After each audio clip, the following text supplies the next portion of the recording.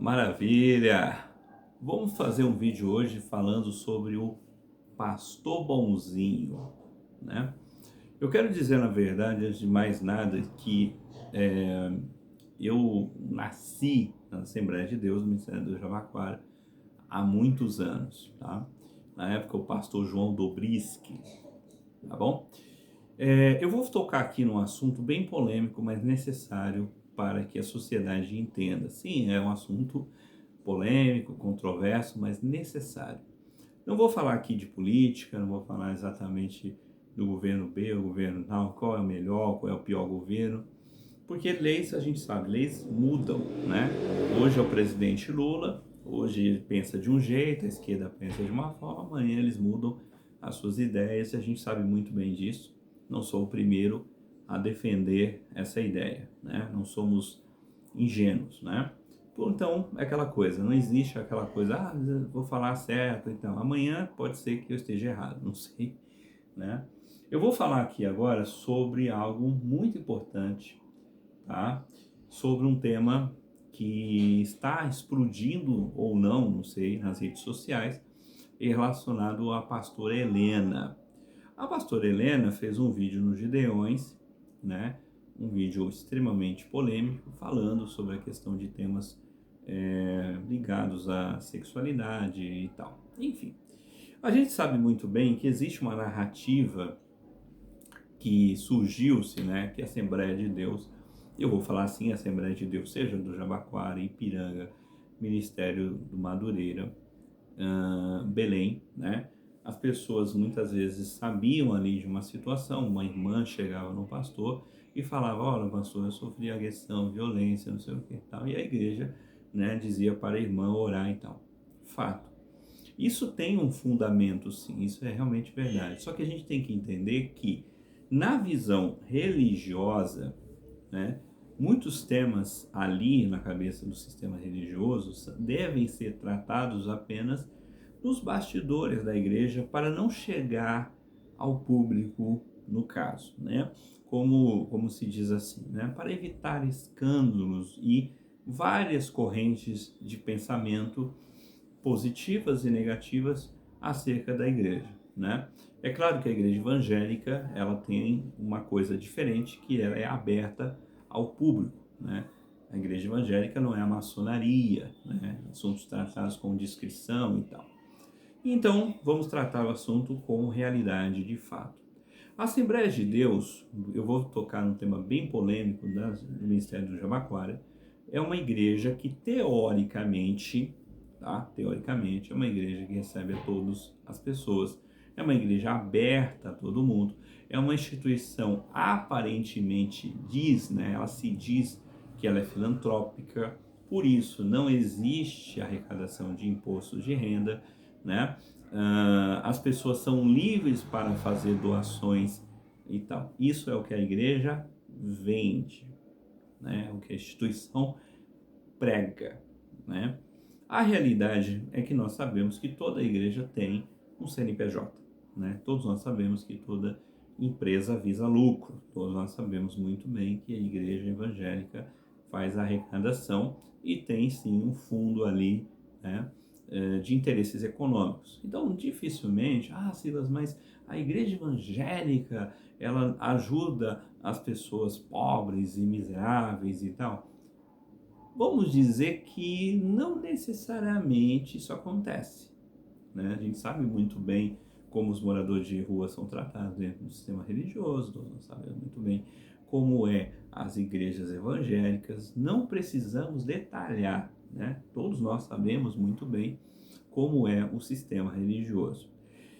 Então o que o Estado faz? O Estado ele faz o quê? Ele tenta criar leis, né? Tenta criar leis de contrapartida para proteger certos grupos considerados marginalizados historicamente, que poderiam sofrer violência, agressão e até extermínio, certo? Por isso que o STF está aí legislando em prol desses grupos, tá? Se eu acho certo ou errado, eu acho errado, mas não cabe a mim fazer o julgamento, tá bom?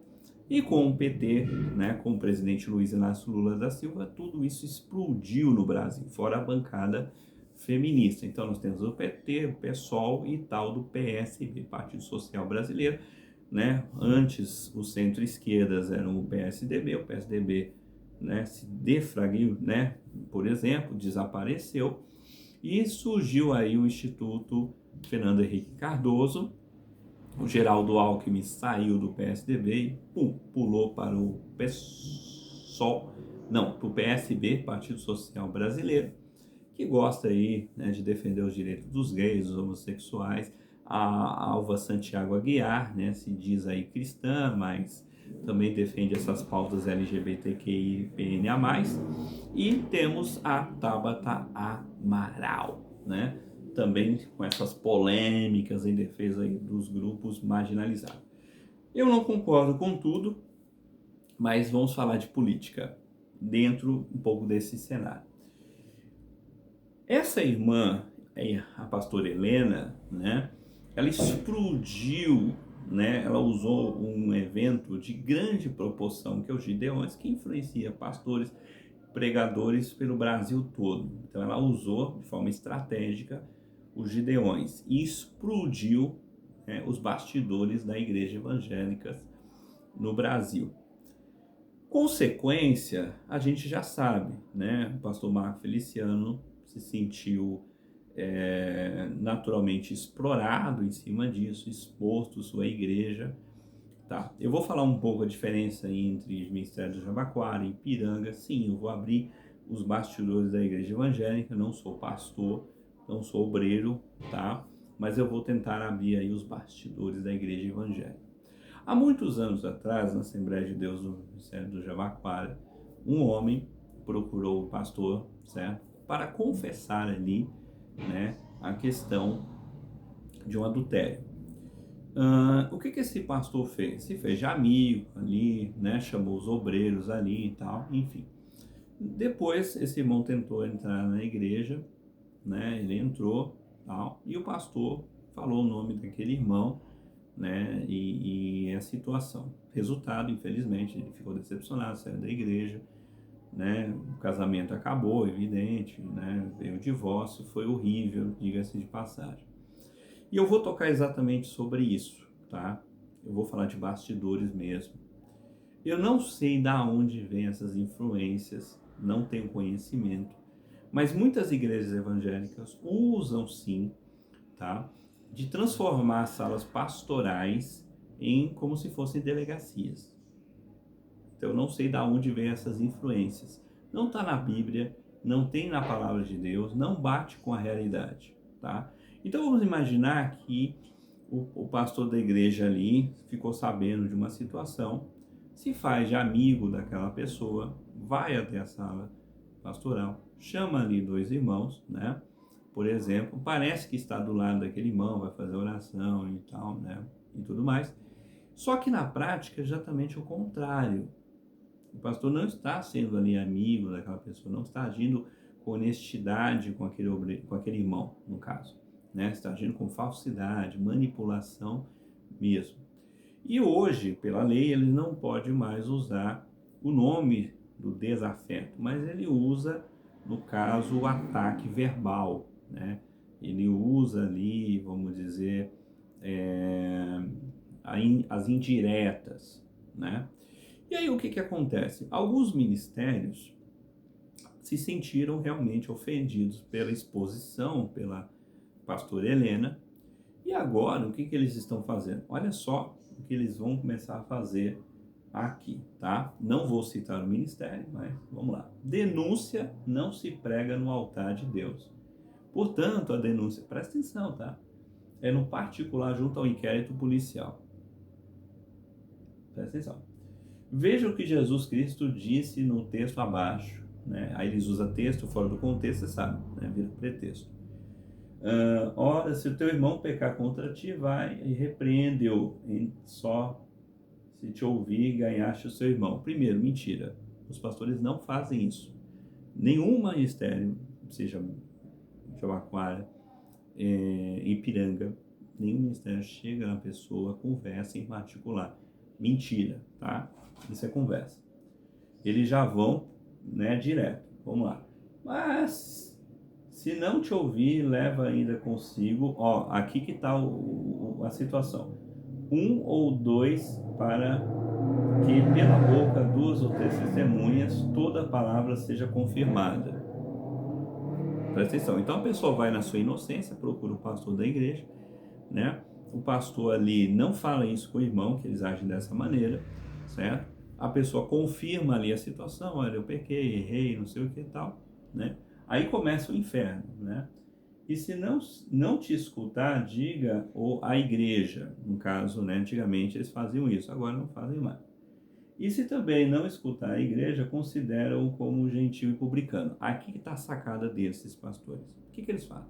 Eles começam a contra-atacar a pessoa, como se fosse o próprio Deus, em nome da santa santidade do Senhor, usando-se desses textos aqui, né, e tudo mais, né, para simplesmente tirar a pessoa da congregação. E agora, né, pela situação, fica aquela situação assim, né? Ou você se adequa aí e tal, nanã, ou simplesmente, né, tiramos você da congregação. O que você prefere, né? Como se fosse uma ameaça àquela pessoa, né? Aí termina o texto assim: a justiça exalta a nação, mas o pecado é o opróbrio do povo. Provérbios 14:34. O que eu quero dizer particularmente, tá? Eu não sabia que as igrejas agiam dessa maneira, tá? Como eu falei, eu não sou pastor, não sou obreiro, nasci dentro das Assembleias de Deus, sempre participei dos trabalhos, né? Tive a oportunidade de fazer parte da Assembleia de Deus na Vila Alpina, e a igreja sempre teve esse acesso no sentido de particularidade com o membro, de, vamos dizer assim, no assunto particular, como, né, vamos dizer, a Igreja Católica, né?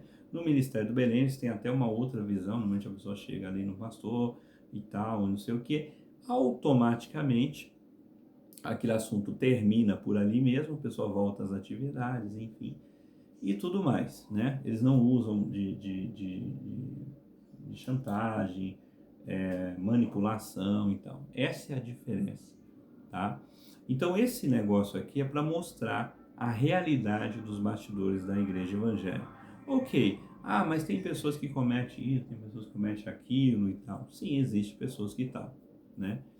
Mas a igreja evangélica realmente ela não está errada dentro dessa forma de não exposição.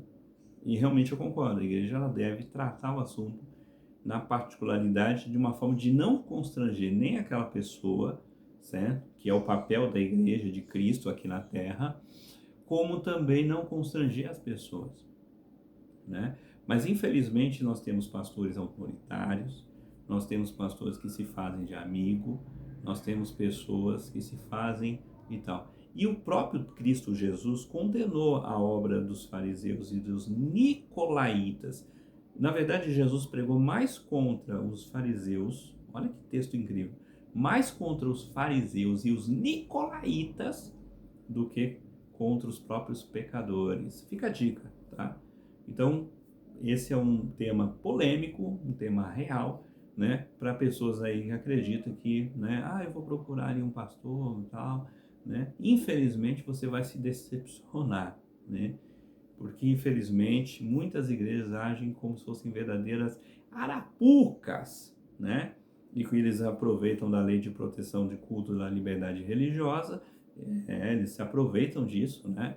Para agirem dessa forma. O Ministério do Belém e outros ministérios, né? Ainda continuam sendo igrejas sérias, igrejas abençoadas, igrejas que tentam ajudar as pessoas, não agir como fariseus, nem como nicolaítas, né? Porque Deus condena a obra desses homens, tá? Que usam do autoritarismo, que usam da lei, que foi criada na década de 80 para a proteção do culto e a liberdade religiosa, hoje eles estão usando aí para meter o terror nas pessoas. E eu preciso falar isso abertamente, tá? Eu não sou pastora Helena, tá? Lamento essa situação para ela, mas esse é o sistema religioso que não gosta de se expor, não gosta de críticas, né? O sistema religioso funciona muito bem, obrigado, como empresa CNPJ, né? E você sabe muito bem como uma empresa CNPJ age, né? Empresa CNPJ no particular, né? As empresas CNPJ não gostam de serem expostas, criticadas por ninguém, né? As empresas CNPJs não gostam de ter alguma coisa que macula a imagem institucional, né? Então as empresas normalmente elas não gostam, né?